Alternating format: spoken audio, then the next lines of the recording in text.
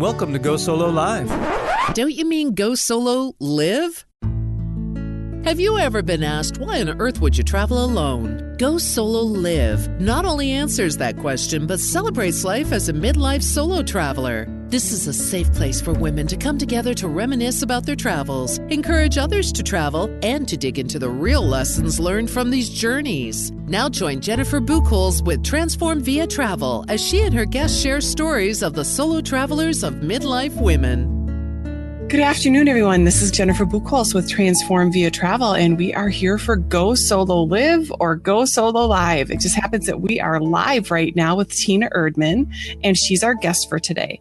The purpose of Go Solo Live is to help normalize the look of solo midlife women travelers. Way too often, I hear from the people that I work with that they're asked the question, well, why would you travel alone?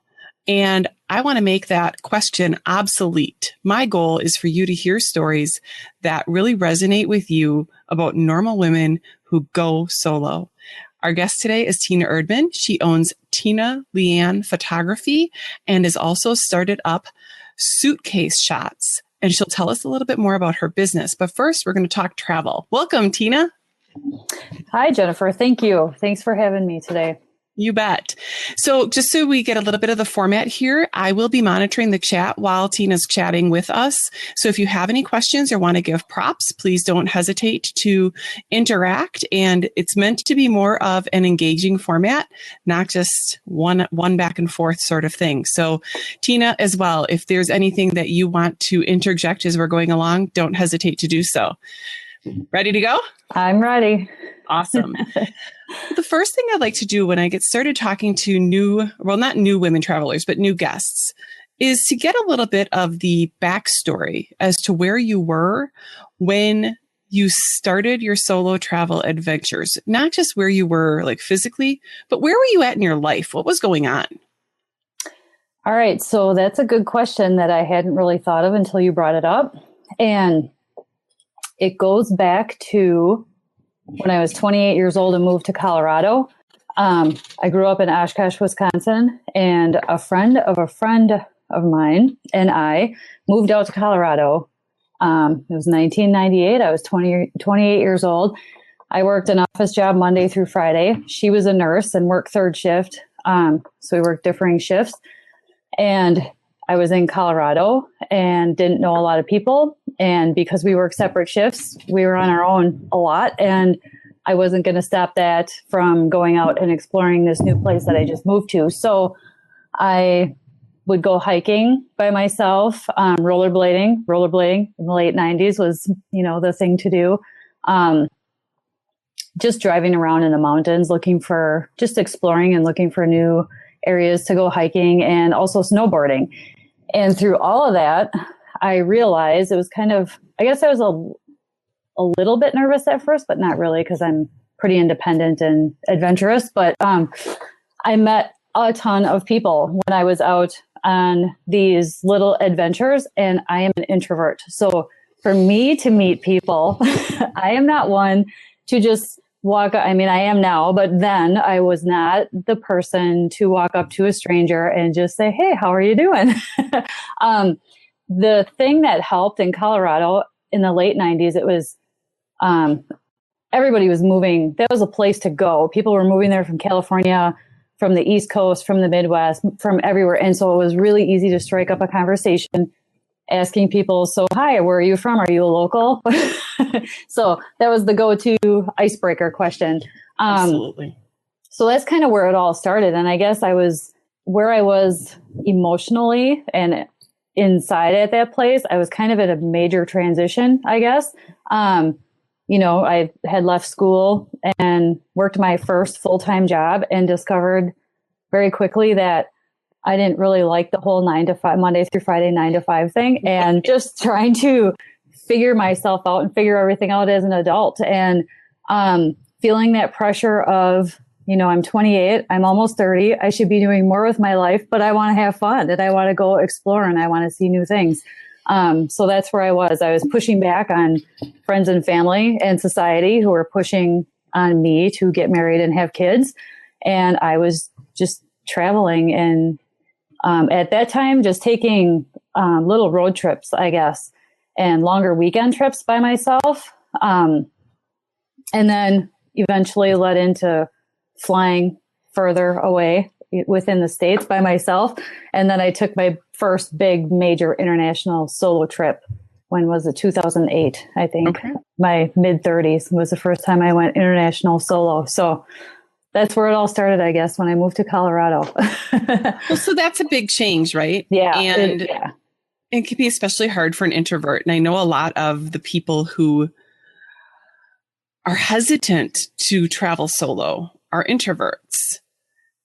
What do you think about that whole introverted traveling solo kind of thing?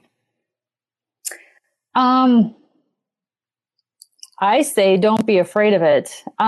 For one thing, you will eventually naturally grow out of your shell. And now I will walk up to anybody. And I mean, it helps I have my camera with me as kind of a buffer. But even if I just have my camera slung over my shoulder and I really want to take a picture of someone, but I don't want to just blatantly ask. I might have a conversation with the person first. Sure. I will just go up and talk to people now, or I'll strike up. If I'm at a market or something, I'll just strike up a conversation with one of the locals to learn more about their life. The other thing is when you travel alone, you're more approachable, and people will come up to you. I found that if I'm traveling even with one other person, we're not as approachable as a pair, especially in a group. In a group, it seems like you meet less and less locals the more people you have with you. And when I'm traveling by myself, I meet a lot of locals and also other travelers too. I've been invited to eat dinner with families. And yeah, I've just had some really good experiences on my own that I don't think I would have had if I would have been with somebody else. Absolutely. Cool. Well, we're going to start talking about your exciting travel adventures, but a couple points that you made there. The first one is, and we'll talk more about your photography, but the reality is easy opener. It is. And now not everybody in every place that you go would be, ready to pose for the camera. So but it's a conversation starter that is a common language, and finding something that you're comfortable with as a way to engage, it breaks down so many barriers immediately. It does. And you're right. And I'm very comfortable with my camera, and I get these visions in my head. I'll see a person in this amazing light, and I'll have this vision in my head, which that pushes me forward. Even if I am kind of hesitant to walk up to the person, I'll do it anyway because I want that picture so bad. But it does. And some people will, they'll run away, put their hands up, and I will just leave them alone. And I always ask a person first, can I take your picture? Sometimes if they're looking at me and we're having kind of a silent dialogue, looking at each other, they can see my camera. And if they're just some people love to have their picture taken. Right. And they will actually walk up to me and ask me, will you take my picture? Even knowing that they might not even get their hands on a copy of it. So I will always ask a person if I can take their picture before I take it. And I will ask them specifically, can I put this on Facebook? Okay. And I've had foreigners who can barely speak English. Before I can ask them if I can put it on Facebook or put it online, they will ask me, will this go on Facebook? Wow. They're very excited about that. Yeah. So, and the other thing I do is I'll show them the picture on the back of my camera, and they just love that, especially the little kids in East Africa. Oh my gosh, I almost get plowed over because they all want to see their picture on the back of the camera. Absolutely. So it's really fun. Yeah. Absolutely. Interesting how Facebook is a universal language. Yes, it is. And it's interesting how remote it goes. Wow. Out into the bush in East Africa, they know about Facebook. So. Yeah, it's funny because when they talk about how the internet is really spreading throughout the world, you find that some of those very much developing countries are actually ahead of their time in some ways with the internet. They are. You're right. They'll go to the village well for water and carry buckets of water back to their house with a thatched roof made out of mud bricks, but they'll have a cell phone with Wi-Fi, and they'll be on Facebook. It's crazy. Yeah. So the other point that you had made was talking about how sometimes when you travel in groups, you actually interact less with the locals, and there is security in numbers. And, that's one thing, but there's also it's a buffer. And when you're forced to be alone, which is great for introverts, then it also, you get to choose when you want to interact in many cases. And it makes such a huge difference in terms of getting to know the real culture and authentic travel of where you are. It does. And I just find when you're in a group, you tend to talk amongst the group, and you kind of have to follow along with what the group is doing. And so there have been times where even if I do get the opportunity to strike up a conversation with a local, everybody else in the group wants to leave, and I'm not ready to go yet, but I have to go anyway. Yes. So, yeah. Absolutely. Absolutely. So start telling us about your adventures. A lot of people tune into this broadcast to hear some of the great travel tales. Tell us something that you want to make sure that everybody gets a chance to hear. Oh my gosh. Like one experience, or I don't know. well, I go to East Africa a lot. Okay. And are you going solo for those? I am. And the first international trip I went on was to Tanzania because I wanted to climb Mount Kilimanjaro. And I guess the reason I started traveling more and more and more on my own is I found that I could do whatever I want when I wanted, and I could go wherever I want. If I was planning a trip with another person and I'd say, let's go to Turkey, and they would say, how about London? And I didn't want to go back to London. So sure. I really wanted to go to Tanzania. I didn't really know anybody else who would want to do that, and I wasn't going to let it pass me by. I wasn't going to be 80 years old wishing that I had gone to Tanzania and not gone because nobody would go with me. So I booked the trip by myself. And to cut down on cost for to climb Kilimanjaro, I joined a group of people. I went through Africa Travel Resources, ATR, and they do an amazing job with scheduling your tour or your trip specifically to how you want it. I told them I wanted off the beaten path places, resorts or hotels and stuff like that. And they really accommodated. They did a really good job on everything that I had asked for. So to climb Mount Kilimanjaro, it's really expensive to do that solo. So I went solo, but joined a group for that. And there were 6 other people in the group also traveling solo. So we kind of just came together for this one experience. But we were also on our own. So I still had that being alone feeling, I guess, even though I was in a group. During the day, I could just walk by myself or put my headphones on. And if I, wanted to listen to some music while I was walking and just enjoy just being in the moment and enjoying my surroundings and not having to worry about having conversation and worrying about if everybody else was okay. And I just enjoyed myself. And then at night, our porters would set up our dining tent, and we would all play cards until we were tired and went to bed. So we had that social time, and we had fun together and got to know each other, of course, but it allowed us our space by each one coming together, which was really great, really, really great. And then after that, I went on safari by myself, which was really fun, especially as a photographer, because my safari driver guide and I got to be friends, and we're booking trips together now.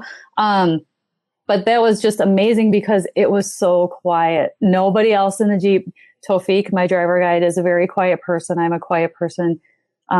We could just be quiet and enjoy the peacefulness of the Serengeti. And we could stay in one spot long enough where I could get the pictures that I wanted and move along. When I was done, we would move along. And it was just a very smooth flowing, enjoyable trip. And then after that, I went to Zanzibar Island. I stayed in Bueju at a little resort in Bueju, kind of off the beaten path. And there again, too, just being by myself. But again, I was dining alone one night at the resort, and this huge family, many Europeans travel in big groups, aunts, uncles, kids, cousins, grandparents, and this family of like 20 invited me to eat dinner with them a couple nights in a row. And it was so fun listening to they're British, but they lived in South Africa for 10 years. And so it was just amazing listening to their dialogue and listening to their stories. And that it was just a beautiful experience. So, but again, because, I was there by myself, I could just lay on the beach and read. I walked for miles and miles and miles along the beachfront in the white, fine white sand. It's just a beautiful place. So yeah, I'm wanting to go back there right now. It sounds heavenly. It was. It's just beautiful. Yeah. So. Well, so I want to go back into a couple pieces of what you've shared. And the first one, though, is how old were you when you did this? I was in my mid 30s, 35-ish, around there. Okay. So what did your husband say when you said, okay, I've decided nobody else is going with me. I'm doing it. What did he say? Well, he kind of looked at me funny at first. Well, I started a couple years in advance. I read National Geographic and keep up on what's going on. I want to climb the 7 summits someday. So I kind of keep up on what's going on with Kilimanjaro is one of the 7 summits. And I had read an article that the glacier was melting 2 years prior to this. So I told my husband, the glacier's melting on Kilimanjaro. I have got to get there. And he just looked at me and yeah. Okay, Tina, whatever. Another crazy idea. Gave him plenty of warning. So he had 2 years to process this. Okay. So, so when I brought it up, I said, now is a good time to go. Can I go? Or I didn't say, can I go? We had a discussion about it. Now is a good time for me to go. Do you want to come with me on the safari part? And then you can fly home and I'll go climb the mountain. And he said he didn't want to go. And I said, okay, well then I'll see you. I'm going to go. And I'm going to be gone for 3 weeks and I'll see you when I get back. Awesome. And he was fine with it. Yeah, he was fine with it. So that was, I had already, when we first got married, this is a better story. Actually, we got married in May of 2001. In October of 2001, I left for a month to go to Nepal to trek to Mount Everest Base Camp. So he had already been introduced to Tina Crazy Travels. So there's nothing wrong with that, right? Yeah, no. Set the expectation early. Yeah, exactly. Have the conversation too before you get married, which we did. You bet. So, yeah. Well, another thing that you had indicated, which was helpful as well, was how you joined up with a group for a couple of reasons. One of which, it just kind of expedited the process to try to do that climbing on your own. Sometimes it's much more expensive. Sometimes it's not certainly as safe. And this was just an easy way for you to leverage the group experience as well as being solo. Exactly. So is that something that you actually seek out so that you do have some of that interaction and content or contact, or is that something that you only when necessary? For me, it's only when necessary. Okay. For the bigger trekking to Mount Everest Base Camp, I did that with a group. Those kinds of things that are more lengthy and with one goal involved are more fun and more reasonable financially to do with other people. It's really fun at the end of the day to play cards and talk about your day. And it makes it more enjoyable, I guess. That makes complete sense. Yeah. Cool. The last part I wanted to get to was that the safari and your safari guide. And the reality was, it sounds like he may have been a bit of an introvert as well, because that ability to be comfortable with quiet. Yes, he is an introvert, and we both are very quiet. We didn't talk for hours sometimes. And he speaks very good English. He speaks 4 or 5 languages, I believe. Yes, we're just both very comfortable with the quiet. And sometimes it is, as an introvert, I need that quiet. I have traveled with extroverts many times, and I always say like 3 or 4 days in is when everything breaks down, because I am in the mode where my eyes are glazing over and I need time by myself, time to not talk and quiet time, where the extrovert is tired of not having enough conversation and needs to talk more and starts getting angry at me because I'm not talking enough. That's the breakdown period. And so it's rare to find someone who you can sit next to and not have to have a conversation. And yeah, we both, my driver guide and I both have that quality. So we got along really well, which led to us now collaborating on future trips or on photography safari tours. So well, that's pretty awesome. And I know we talk a bit about the whole introvert thing. It comes up in a lot of conversations. I don't want to spend too much time on it, but if it's something that people are interested in exploring more, I think it's a fun topic to bring up is the introvert and how they travel, whether they're going solo or group. It is. And it's really good to talk about because it's okay to be an introvert. And for many years, I thought something was wrong with me because people would tell me, you're not talking enough. You're not peppy enough. You're not this, you're not this. And I thought something was wrong with me until I came across the book by Susan Cain. I think it is Quiet. Nice. I think it's called Quiet. I can't remember the exact title. But that book set me at ease or made me feel like, okay, I'm not as abnormal as I thought I was. It's okay to be quiet. It's okay to be an introvert. And if you want to travel quietly, then travel quiet. You might have a whole different business if you decided to do this travel quiet. You're right. This may lead into something. I love it. I love it. Well, so I'd like to talk a little bit about like how you've grown from these travel experiences, and you've done some amazing things. You've gone with a certain intention and certainly a mission in terms of the photography and the climbing. But what are some of the lessons that you've learned? The first and foremost, to trust yourself and to look inward for answers. Now with social media, it's so easy. I see so many people posting questions on answers in they're seeking answers for their life, and they post a question on Facebook, and I just want to scream. You need to look inward for answers, and traveling solo makes you do that because you don't have anybody else to turn to ask those questions. And so it allows you the time to really figure out what you want to do and where you want to go and what you want to see. And maybe you have the option to go to 5 different places and you only have 3 days. So how many of these can I fit in, and which ones are the most important, and why are these important? And what am I going to miss out on if I don't go to these other ones? And so it makes you think a lot about yourself and your own goals, and not only what you want to get out of that trip, but what you want to feed your soul. So, and I come home just more peaceful, and everything is just clearer when I come home from a solo trip. It just allows you the time to reconnect mentally and spiritually.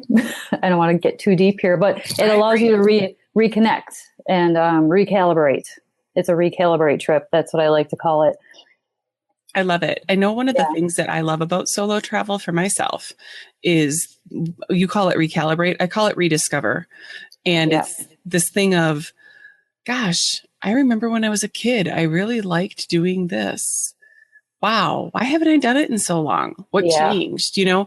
And that idea of, well, could I try it again? Maybe I'd like it. Maybe it would be fun. And just, you know, some of the best parts about the solo travel is that it's all about you. It is. And, you know, I just wrote a blog post last week, I think it was, and 10 reasons why I like to travel solo. And after I was finished writing it, I thought, every single one of these seems so selfish, but at the same time, you know, it's okay to be selfish sometimes and to give yourself that space. And we give so much of ourselves to everybody and to everything, right? I mean, we pour ourselves into our business and family and friends, and we're running here and running there and social media and answering questions and texts. And I mean, there's like 7 different ways my clients can contact me. So, it's okay to be selfish. It's okay to go where you want to go and do what you want to do, eat when you want to eat, and eat what you want to eat. It's okay to just sit at a cafe and people watch for 4 hours if you want. It's okay to just take a break and to check out. It's okay to do that. And I'll tell you, if and when you do decide to do that, I always come back more energized and more giving. I start to burn out after a while. And when I come back from a trip like that, I am just ready to go. And yes. All right, what do you need? Let's do this. Let's get this done. And it's so worthwhile. It's so worthwhile. So go be selfish without guilt.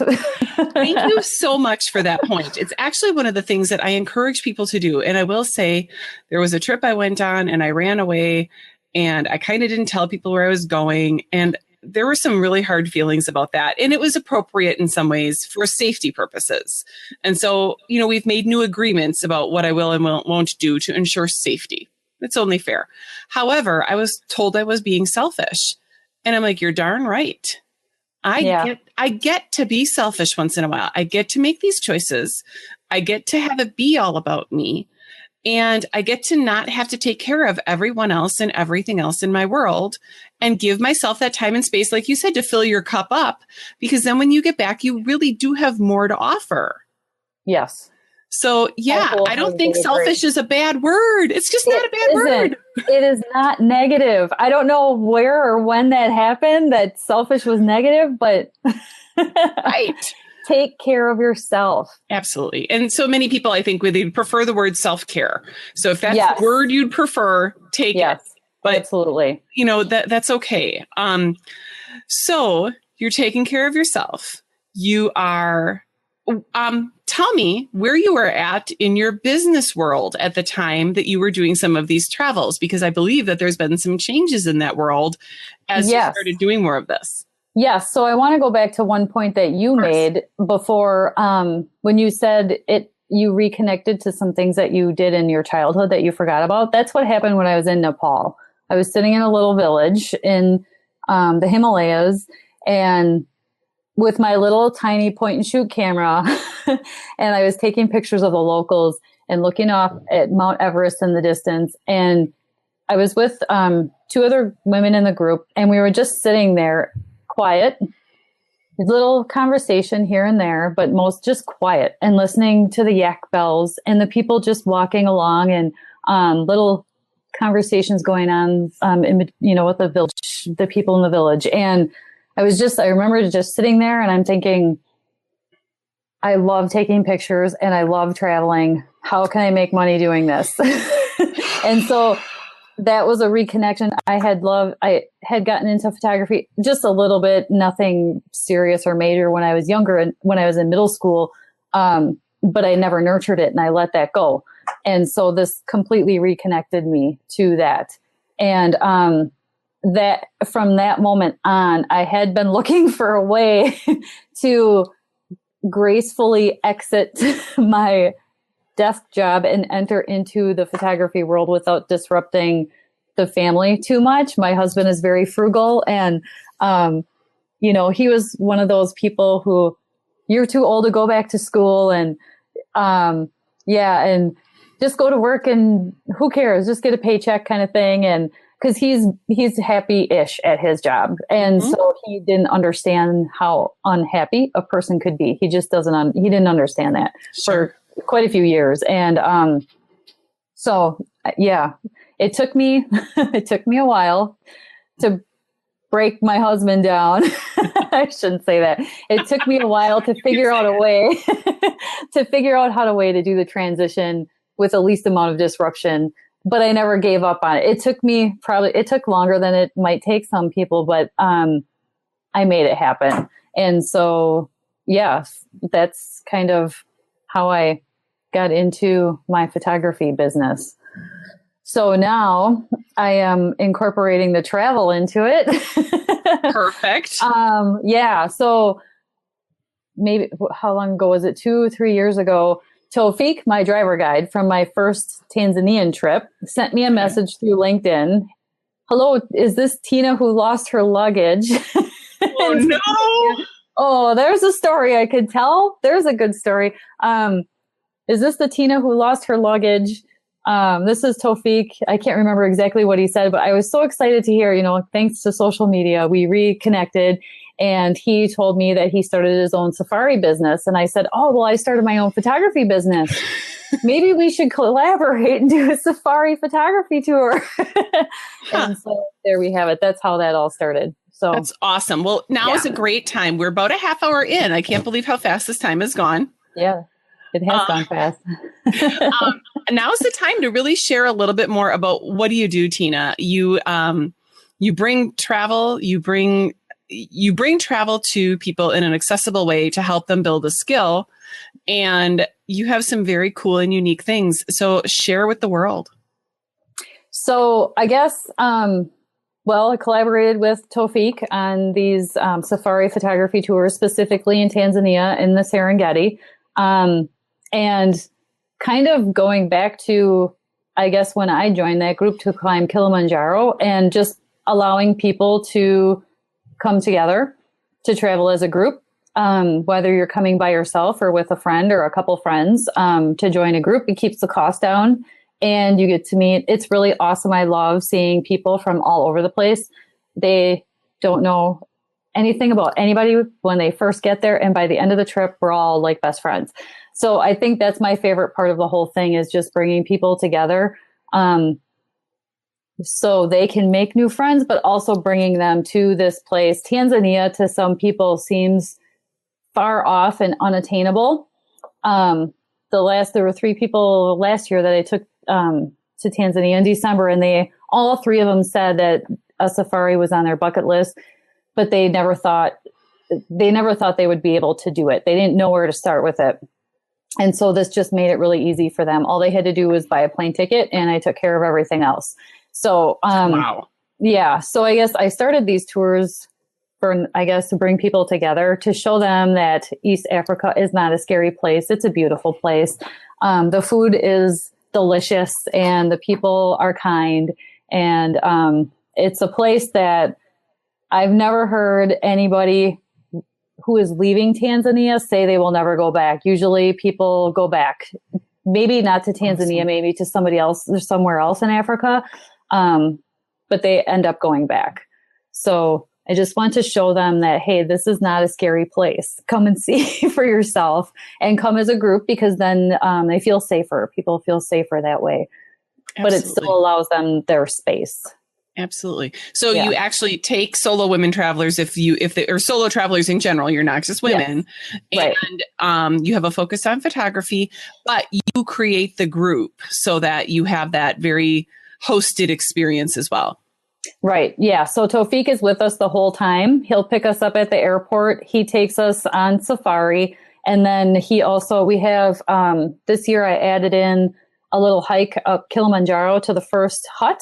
That's about a 6-hour hike. A little hike up Kili.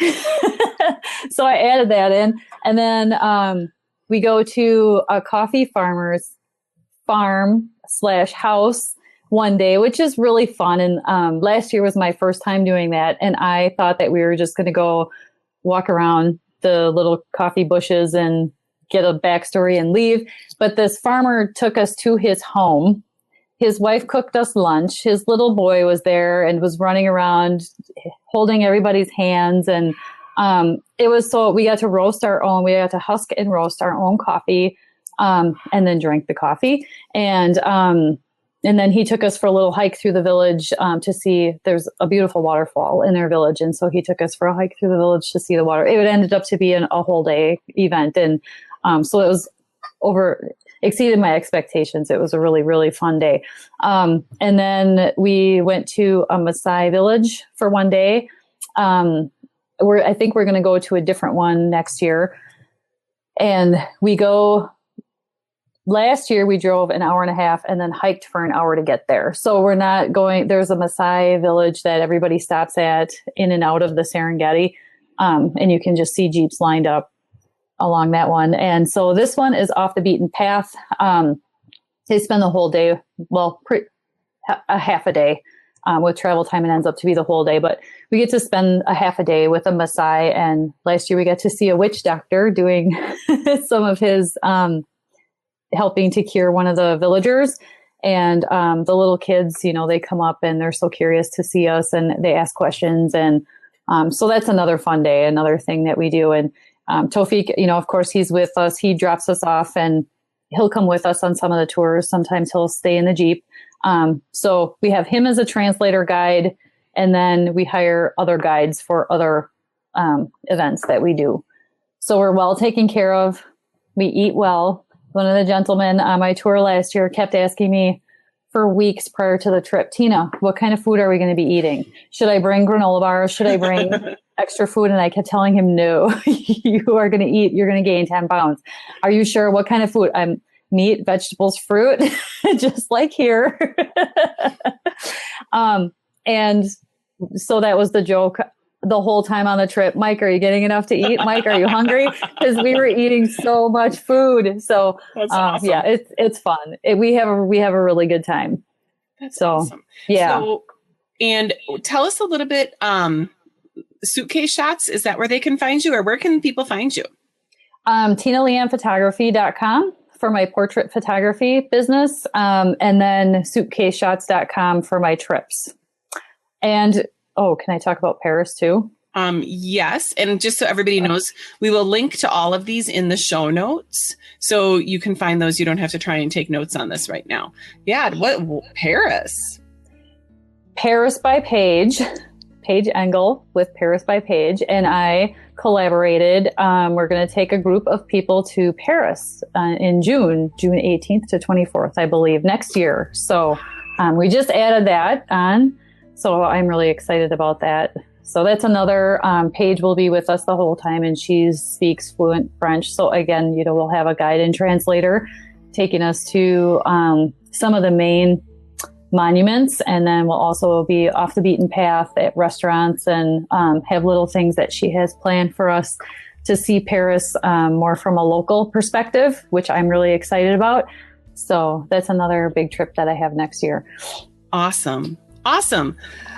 So I think we're just about out of time. I'd like to wrap up. And Tina, thanks for taking the time for being with us today.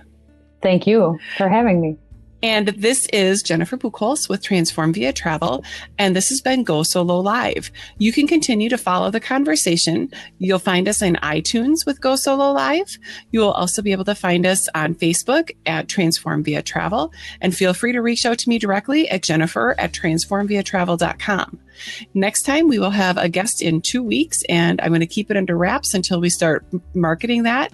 But just keep following us, and every 2 weeks, we'll have a new traveler sharing their tales of solo travel in midlife. Thanks.